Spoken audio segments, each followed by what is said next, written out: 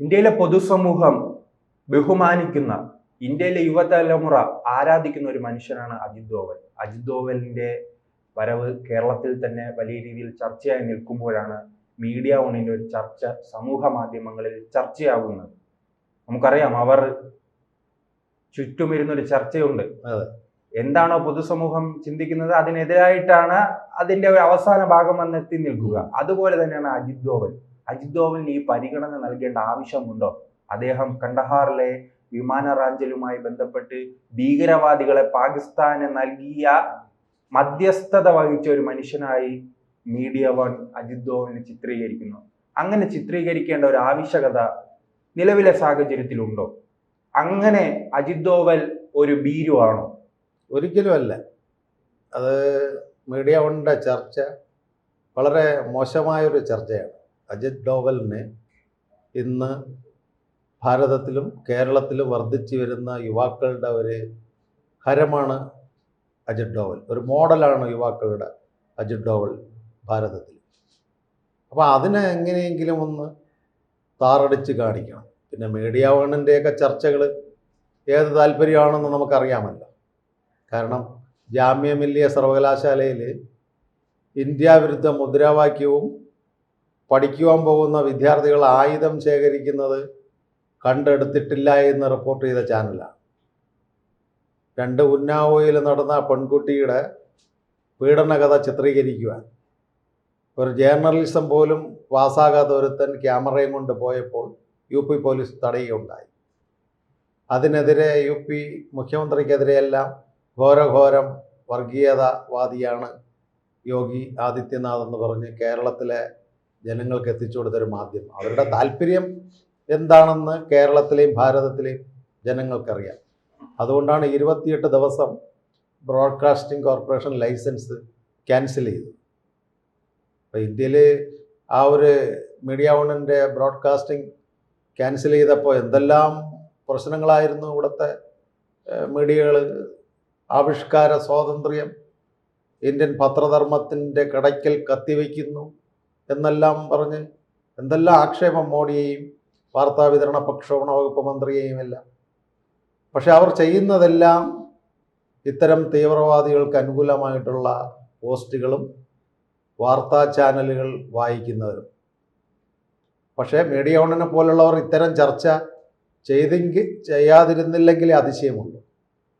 കാരണം അജിത് ഡോവൽ അവിടെ ഖണ്ഡാകാർ വിമാനം റാഞ്ചിയപ്പോൾ, അടൽ ബിഹാരി വാജ്പേയി ഗവൺമെൻറ് ഭരണകാലം, ആ സമയത്ത് അജിത് ഡോവൽ അല്ല വിദേശകാര്യത്തിൻ്റെയും രാഷ്ട്രത്തിൻ്റെയും സുരക്ഷിതത്വ ഉപദേഷ്ടാവ് മിശ്രയായിരുന്നു.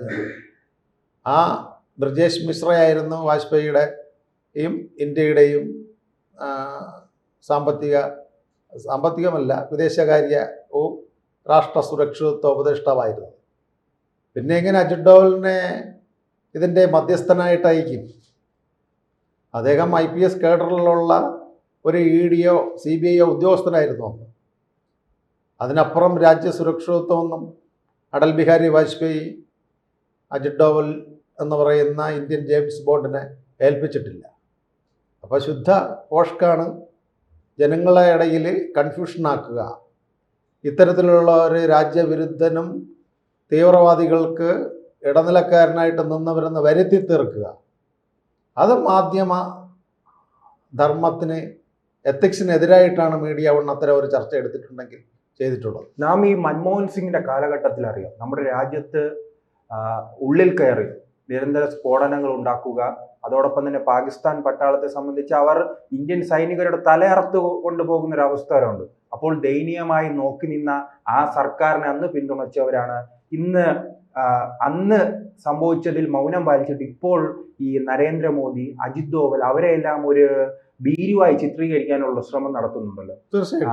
ഈ നമ്മുടെ രാഹുൽ ഗാന്ധി തന്നെ നിരന്തരം പാർലമെന്റിൽ പറയുന്നത് എന്താണ്? ഇപ്പോൾ പറയുന്നത് എന്താണ്? ഇന്ത്യ അതോടൊപ്പം തന്നെ നരേന്ദ്രമോദി അമേരിക്കയ്ക്ക് മുന്നിൽ കീഴടങ്ങി, അതോടൊപ്പം തന്നെ ബംഗ്ലാദേശിന് മുന്നിൽ കീഴടങ്ങി, പാകിസ്ഥാന് മുന്നിൽ കീഴടങ്ങി. ഇതൊരു ഗൂഢാലോചനയില്ല ഇതിനു പിന്നിൽ. കൃത്യമായി തന്നെ അജിത് ഡോവലിനെയും രാജ്നാഥ് സിംഗിനെയും അമിത്ഷായെയും അതോടൊപ്പം തന്നെ നരേന്ദ്രമോദിയും എല്ലാം ഭീരുവായി ചിത്രീകരിച്ച് നമ്മുടെ രാജ്യം വലിയ രീതിയിൽ പ്രതിസന്ധിയിലാണെന്ന് ഒരു തെറ്റിദ്ധാരണ ഉണ്ടാക്കുക. പഴയ സർക്കാരുകൾ, ഒളിച്ചിരുന്ന സർക്കാരുകൾ മികച്ചതാണെന്നൊരു അജണ്ട സെറ്റ് ചെയ്യാനുള്ള ഒരു നീക്കമാണോ ഇവിടെ നടക്കുന്നത്? ആണ്, തീർച്ചയായിട്ടും ശ്രീജിത്ത് പറഞ്ഞത് 100% കറക്റ്റാണ്. അത് നമുക്ക് ഇംഗ്ലീഷ് ചാനലുകളും ഇംഗ്ലീഷ് പത്രങ്ങളും വായിക്കുമ്പോൾ തന്നെ അതിൻ്റെ പൊരുൾ മനസ്സിലാവും. അമേരിക്ക പോലുള്ള ലോക പോലീസ് ഇന്ത്യയുമായി അടുക്കുന്നത് ഒരിക്കലും മീഡിയ വൺ ചാനലുകൾക്കും ജമാഅത്ത് ഇസ്ലാമികൾക്കും അതുപോലെ തീവ്രവാദത്തിൽ പെടുന്ന സംഘടനകൾക്ക് ഇഷ്ടമല്ല. അമേരിക്കയിൽ ആവശ്യത്തിനധികമുള്ള ആയുധങ്ങളുണ്ട്. ഇന്ത്യക്ക് അതേപോലെ ഇന്ത്യയും വളർന്നിരിക്കുന്നു. അമേരിക്കയ്ക്ക് ആവശ്യമുള്ള ഫുഡ് ഐറ്റം ഇവിടെ നിന്ന് പോകാൻ പറ്റും. അപ്പോൾ ഇത്തരത്തിലുള്ള വ്യാപാര കരാറിനെ നഖശികാന്തം വിമർശിച്ചിരുന്ന ഒരു ചാനലാണ് മീഡിയ വൺ. അപ്പം ട്രംപിൻ്റെ ലക്ഷ്യം എന്താ? ആഗോള തീവ്രവാദം ഇല്ലായ്മ ചെയ്യുക. ആ തീവ്രവാദത്തിന് ബഹുമാനപ്പെട്ട നരേന്ദ്രമോദി പൂർണ്ണ പിന്തുണയാണ്.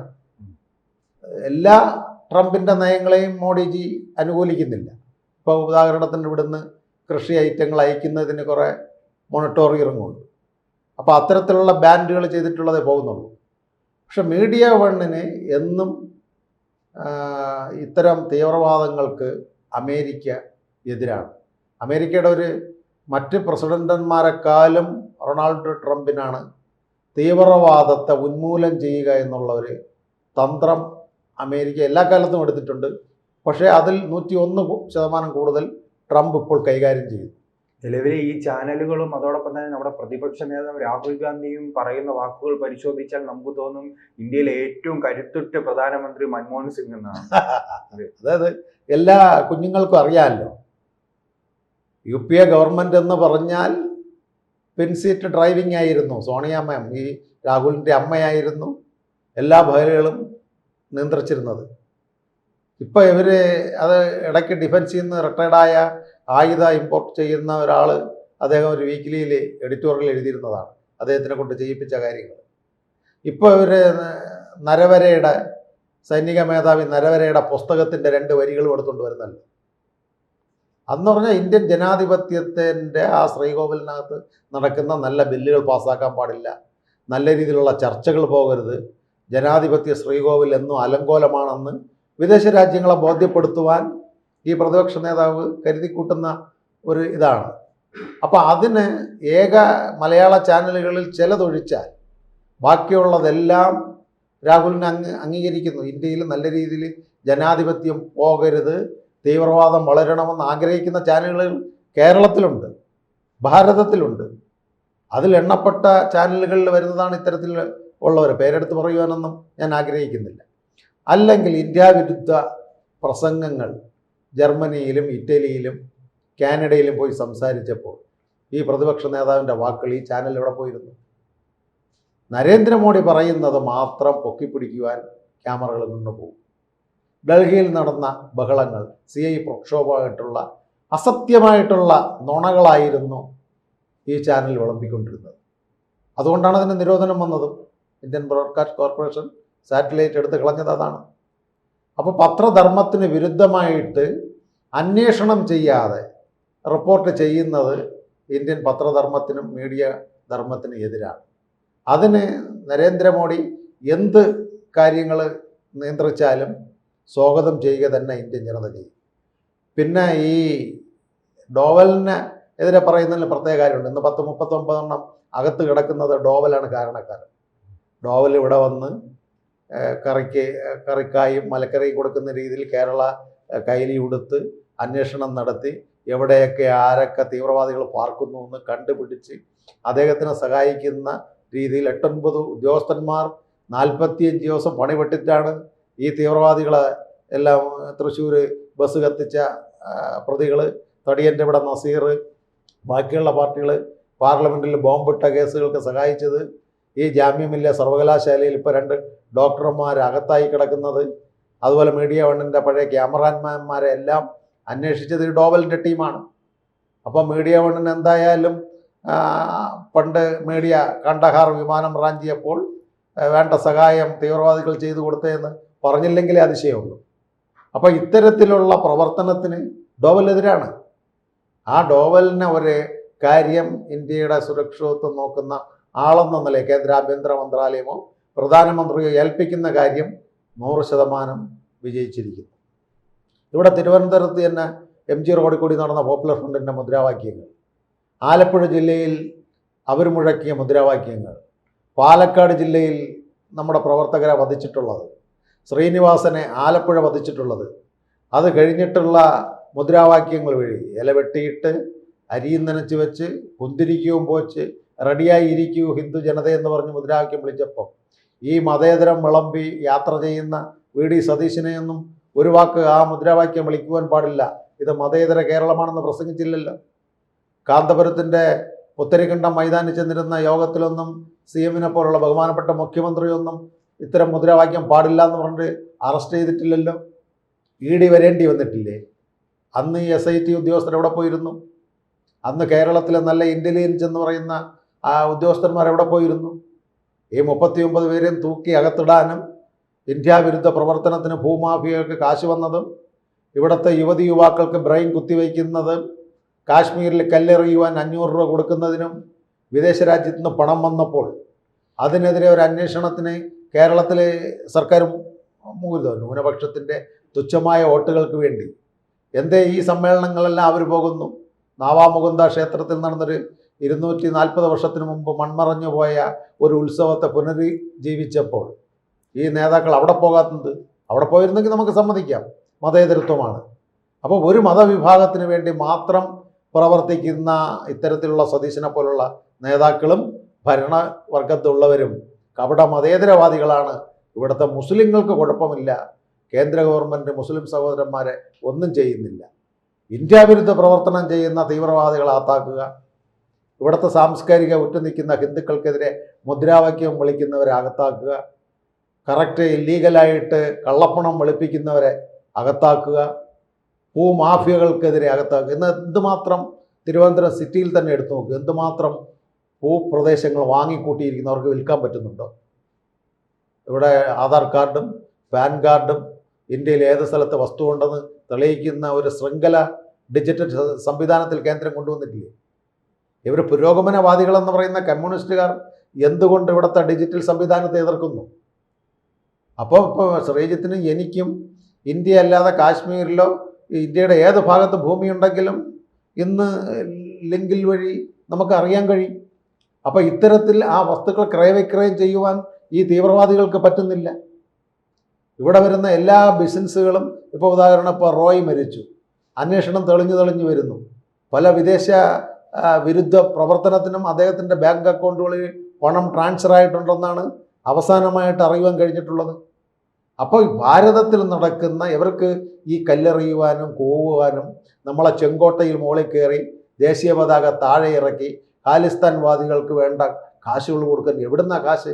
ഇന്ത്യക്ക് അത്രയ്ക്ക് പൈസ ഉണ്ടോ? വിദേശ രാജ്യം കാനഡ പോലുള്ള രാജ്യങ്ങളിൽ നിന്ന് തീവ്രവാദത്തിന്, മറ്റു രാജ്യങ്ങളിൽ നിന്ന് തീവ്രവാദത്തിന്, അഫ്ഗാൻ തുടങ്ങിയ സ്ഥലത്തുനിന്ന് ഖാലിസ്ഥാൻവാദികൾക്ക് കാശുകൾ. ഇവിടുത്തെ യുവതി 18-നും 23-നും ഇടയ്ക്ക് യുവാക്കളുടെ രക്തം തിളച്ച് നിൽക്കുന്ന യുവാക്കൾക്ക് മയക്കുമരുന്നും മദ്യവും അതുപോലത്തെ സാമ്പത്തികവും കൊടുക്കുമ്പോൾ അവർ തിളയ്ക്കും. CI പ്രക്ഷോഭം അങ്ങനെയാണ് നടന്നത്. CI ബില്ലിനെതിരെ കർഷക സമരം നുഴഞ്ഞു കയറിയില്ലേ ഗവൺമെൻറ് വിരുദ്ധം. പക്ഷേ ഇത്തരം സമരങ്ങൾ നടന്നിട്ടും ഉത്തരേന്ത്യയിൽ നടന്ന തെരഞ്ഞെടുപ്പുകളിലെല്ലാം ആരാ തിരിച്ചു വന്നിട്ടുള്ളത്? വളരെ കർഷക സമരമല്ലേ. ഇപ്പോൾ ഇതാ ഈ വരുന്ന 12-ാം തീയതി ദേശീയ പണിമുടക്കാം. എന്തിനാ ദേശീയ പണിമുടക്ക്? അവർ പറയുന്ന CITയും ബാക്കിയുള്ളവരും പറയുന്ന കാര്യങ്ങൾ കേന്ദ്ര ഗവൺമെൻറ് ചെയ്തിട്ടുണ്ട്. പ്രോവിഡന്റ് ഫണ്ടിൻ്റെ EPFIയുടെ പരിഷ്കരണം വേണം, പെൻഷൻ കെട്ടിക്കിടക്കുന്ന പൈസകൾ കൊടുക്കണം. കേന്ദ്ര തൊഴിൽ വകുപ്പ് മന്ത്രി മൻസൂൺ മാളവിയയും പ്രധാനമന്ത്രിയും ഡിസ്കഷൻ ചെയ്തു 1,75,000 കോടി രൂപ PFൽ കിടക്കുന്നത് സാധാരണക്കാർക്ക് കൊടുക്കുവാൻ KOIC ചോദിച്ചുകൊണ്ടിരിക്കുന്നു. ഇവരാണ് ദേശീയ PF ബോർഡിൽ മന്ത്രി ചെയർമാനായിട്ടുള്ള ബോർഡിൽ നിവേദനങ്ങൾ വെച്ച CITയാണ്, INTUCയാണ്. പിന്നെ എന്തിന് ഒരു സമരം? അപ്പോൾ ഇവിടുത്തെ ഭാരതത്തിലുള്ള യുവാക്കളെ നഷ്ടപ്പെടുത്തിയാൽ, അവരുടെ ബ്രെയിൻ നഷ്ടപ്പെടുത്തി മയക്കുമരുന്നിനും മദ്യത്തിനും കേരളത്തിലെ യുവാക്കളെ അടിമപ്പെടുത്തിയാൽ ഇവിടെ തീവ്രവാദം വളരും, അവരുടെ ഉദ്ദേശം ലഭിക്കും, ഭാരതം വൈഭവശാലിയായ ഒരു ഭാരതം വളരുകയില്ല. പക്ഷെ കുറച്ചുകൂടി ഇപ്പോൾ ഇവിടുത്തെ ചില തീവ്രവാദികളും അർബൻ ഇസ്ലാമിസ്റ്റുകളും ഇന്ന് ചടകുടം എഴുന്നേറ്റിരിക്കുന്നു. അമേരിക്കയുമായിട്ട് ഭാരതം കൈകോർത്തപ്പോൾ അവർക്ക് ഇരിക്കുവാൻ പറ്റുന്നില്ല. ആ അമേരിക്കയായിട്ട് 18% ചുങ്കം ചുമഴ്ത്തിയപ്പോൾ ഭാരതം വൻപിച്ച വളർച്ച, അമേരിക്കൻ സാധനം ഇമ്പോർട്ട് ചെയ്യുമ്പോൾ CVD കസ്റ്റംസിൻ്റെ കൗണ്ടർ വയലൻ്റ് ഡ്യൂട്ടി കുറച്ചു. ഇന്ത്യയുടെ ഉൽപ്പന്നം മാരുതി കാറ് ഇപ്പോൾ ഇന്നത്തെ ട്രേഡ് ആൻഡ് ടാരിഫിൽ പറഞ്ഞിരിക്കുന്ന ട്രംപിൻ്റെ വക്താവ് പറഞ്ഞിരിക്കുന്നു, ഇന്ത്യയുടെ കാറുകൾ അമേരിക്കയിൽ ഇമ്പോർട്ട് ചെയ്യും. ഒരു കാലഘട്ടത്തിൽ മാരുതി കാറുകൾ വിദേശത്ത് പോകുമായിരുന്നു. ഇന്ന് കിയ കാർ ഭാരതത്തിൽ ഉണ്ടാക്കി അമേരിക്കൻ ഐക്യനാടുകളിൽ അയക്കുവാൻ കിയ കമ്പനി തീരുമാനിച്ചിരിക്കുന്നു.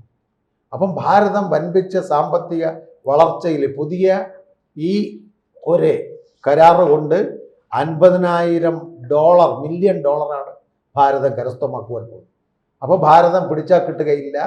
ഇവരുടെ തീവ്രവാദ പ്രവർത്തനം ഭാരതത്തിൽ നടക്കുകയില്ല എന്നുള്ളത് കൊണ്ട് ചാനലുകൾ വഴി യുവാക്കളെ ബ്രെയിൻ വാഷ് ചെയ്യുവാനാണ് ഇദ്ദേഹത്തിനെ ഒരു ഭീകരവാദിയായിട്ട് നമ്മുടെ ഇന്ത്യൻ ജെയിംസ് ബോണ്ട് ഡോവലിനെ കുറ്റപ്പെടുത്തുവാൻ മീഡിയ ചർച്ചകൾ പോലുള്ള ചാനലുകൾ തുടങ്ങിയിരിക്കുന്നു.